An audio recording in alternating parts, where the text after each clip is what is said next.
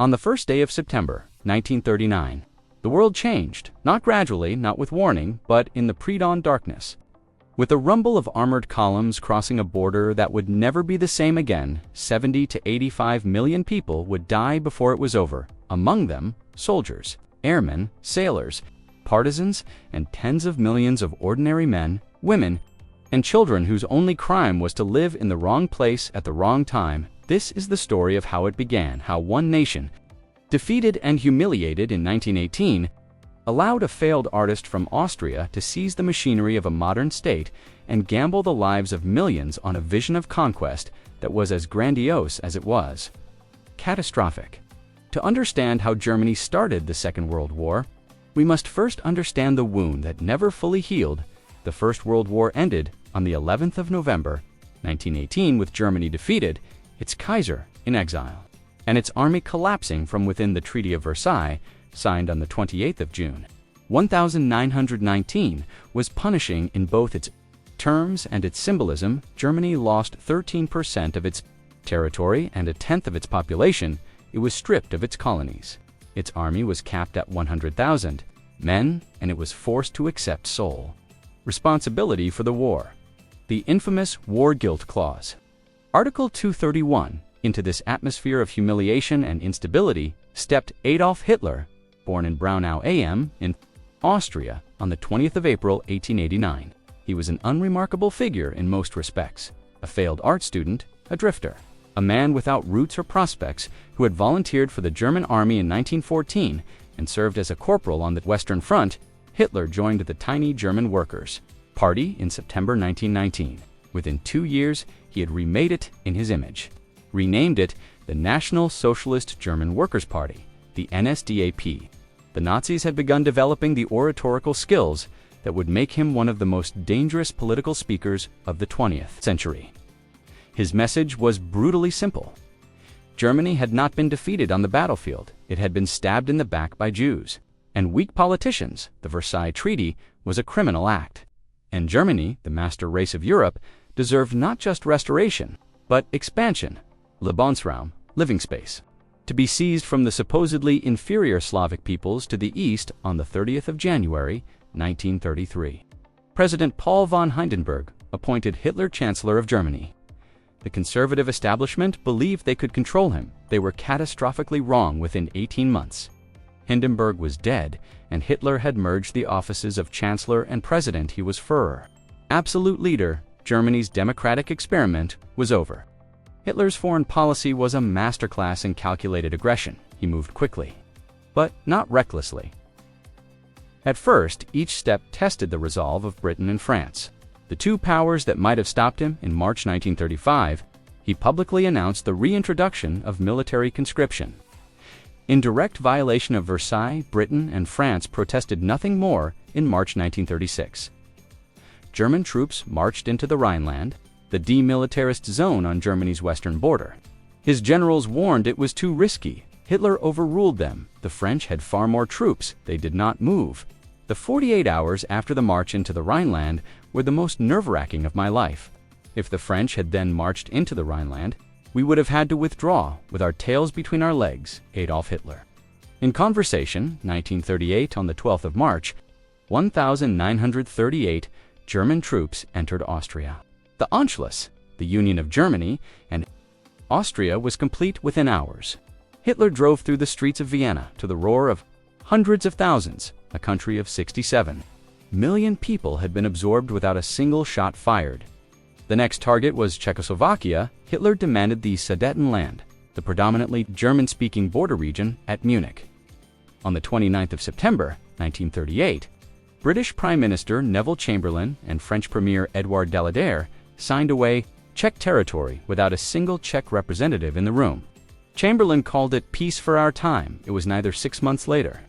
On the 15th of March, 1939, Germany occupied the rest of Czechoslovakia. It was the first time Hitler had seized territory that was not ethnically German. His pretexts were gone. His true ambitions were now unmistakable. Britain and France now issued guarantees to Poland if Germany attacked. They would fight. Hitler did not believe them. He signed a non-aggression pact with the Soviet Union on the 23rd of August, 1939. the Molotov-Ribbentrop Pact, which secretly divided Eastern Europe between Berlin and Moscow. His eastern flank was secure. Poland was encircled. On the night of the 31st of August, 1939, SS troops staged a fake Polish attack on a German radio station at Gliwice. German prisoners, dressed in Polish uniforms, were shot and left at the scene at 4:45 the following morning. The battleship Schleswig-Holstein opened fire on the Polish garrison at Westerplatte. The war had begun. The German military had developed a revolutionary concept of warfare. They called it Blitzkrieg, lightning war. The idea was deceptively simple. Combine armored panzer divisions, motorized infantry, close air support from dive bombers, and rapid communication to punch through enemy lines before the defender could react. Speed and shock would paralyze the enemy command structure against Poland. It was devastatingly effective within days. The Wehrmacht had breached Polish defensive lines at multiple points.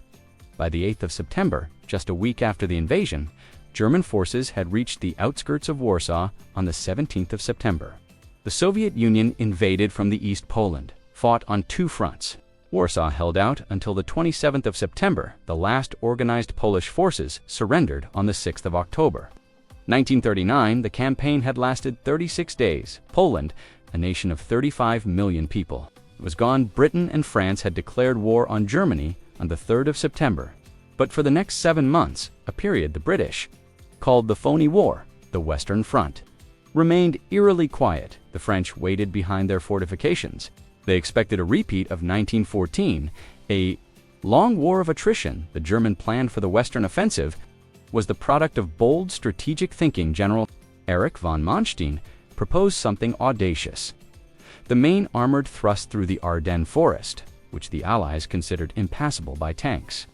The attack would cut behind the Allied forces who had rushed north into Belgium on the 10th of May. Germany attacked on 3 fronts simultaneously. Army Group B struck into Belgium and the Netherlands, drawing Allied forces north. Army Group A, containing 7 panzer divisions under General Heinz Guderian, drove through the Ardennes within 4 days. German armor had crossed the River Meuse by the 20th of May. Guderian's tanks had reached the English Channel at Abbeville, slicing the Allied armies in two. Hundreds of thousands of British, French, and Belgian troops were trapped in a shrinking pocket around the port of Dunkirk. Between the 26th of May and the 4th of June, 1940, Operation Dynamo evacuated 338,226 British and Allied troops from the beaches of Dunkirk. The men were saved. Their equipment, to 1,200 artillery pieces, 64,000 vehicles, 500,000 tons of stores was left behind. France fell on the 22nd of June, 1940. The armistice was signed at Hitler's insistence. In the same railway carriage at Compiègne where Germany had surrendered in 1918, a deliberate humiliation, precisely calculated in 6 weeks. The most powerful army in continental Europe had been broken. Hitler stood at the height of his power. Hitler's war in the West had been stunning, but it was always, in his worldview, a preliminary. The real war, the war that had always driven him, was in the East, the destruction of the Soviet Union, the extermination of what he called Jewish Bolshevism, and the conquest of Lebensraum for the German people. On the 18th of December, 1940, Hitler signed Directive No. 21, Operation Barbarossa. The plan called for 3 army groups to advance simultaneously across a front of nearly 3,000 kilometers, the largest military operation in human history. On the 22nd of June, 1941, at 3:15 in the morning, 38 million Axis soldiers crossed the Soviet border. It was the largest land invasion in history. Operation Barbarossa deployed 153 German and 37 Axis divisions, 3,350 tanks, 7,200 artillery pieces, and 2,700 aircraft. The Soviets, despite intelligence warnings from multiple sources, were catastrophically unprepared. The initial results were catastrophic for the Soviet Union at Minsk and Bialystok. 300,000 Soviet soldiers were captured at Smolensk in August, another 300,000 at Kiev in September, the largest encirclement in military history, minus 665,000. Soviet troops were surrounded and taken prisoner. And yet, the Soviet Union did not collapse. Stalin recovered. Soviet industry began its extraordinary evacuation. Entire factories were dismantled. loaded onto rail cars, and rebuilt beyond the Ural Mountains. Out of reach of German bombers, new armies were being raised from a population of over 190 million. The German timetable was already slipping. The campaign that was supposed to last 8 to 10 weeks had already lasted 3 months. The autumn rains were turning the unpaved Soviet roads into rivers of mud, bogging down the supply columns. Operation Typhoon, the final drive on Moscow, began on the 2nd of October. By the 15th of November, German forward units could see the spires of the Kremlin through field binoculars. They were 15 kilometers from the Soviet capital, but they could go no further on the 5th of December. The Red Army launched a massive counteroffensive. "We have only to kick in the door, and the whole rotten structure will come crashing down." Adolf Hitler. June 1941, the door had been kicked, but the structure did not fall. Hitler's greatest gamble, that the Soviet Union would collapse before the Wehrmacht ran out of momentum, had failed. December 1941 was the pivot point of the war. On the 7th of December, Japan attacked the American naval base at Pearl Harbor in Hawaii the following day. The United States declared war on Japan on the 11th of December. Without any strategic necessity, Adolf Hitler declared war on the United States of America. It was perhaps the most consequential act of self-destruction in modern history. America was the largest industrial economy on Earth. Hitler had turned a European war into a truly global conflict. With the balance of industrial power overwhelmingly against him in the summer of 19... Germany launched Case Blue, a massive offensive into southern Russia. Aimed at capturing the oil fields of the Caucasus, one prong of the attack was directed at a city on the Volga River named Stalingrad. The battle that followed would become the bloodiest in human history. On the 19th of November, 1942, the Red Army launched Operation Uranus, a two-pronged attack against the weaker Romanian and Italian armies on the flanks of the German forces at Stalingrad. Within 4 days, the pincers met the German 6th Army. 250,000 men, under Field Marshal Friedrich Paulus, was encircled. Hitler refused to allow a breakout. On the 2nd of February, 1943, Field Marshal Paulus surrendered. Stalingrad was the psychological turning point for the first time. German soldiers, German civilians, and Germany's allies understood that the war could be lost. The Allied counteroffensive gathered momentum across every front in North Africa. The German Afrika Korps was defeated at El Alamein in November 1942. In May 1943, 250,000 Axis troops surrendered in Tunisia. A second Stalingrad on the 6th of June. Allied troops landed on the beaches of Normandy in the largest seaborne invasion in history, Operation Overlord. From that morning, Nazi Germany was fighting a true three-front war.